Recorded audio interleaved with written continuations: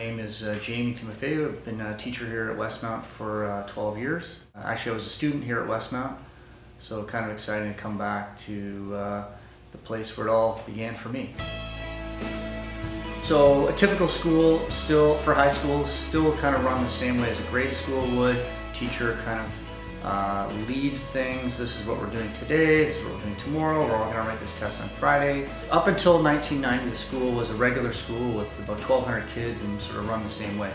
The principal at the time went out to Calgary and studied a school out there that was related to sort of the 1988 Olympics, and they sort of had this sport academy type school.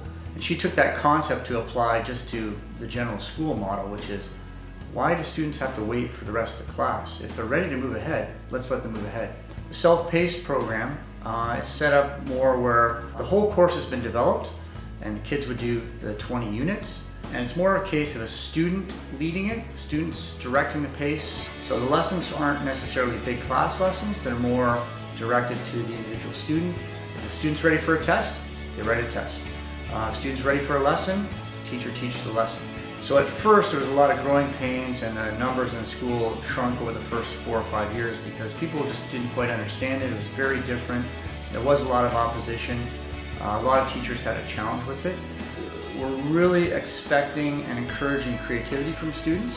Why not build in something you're passionate and creative about and put it right into the course? For example, many of my students will design their own courses. If they'd like to do a film fest project, that's one of their course projects.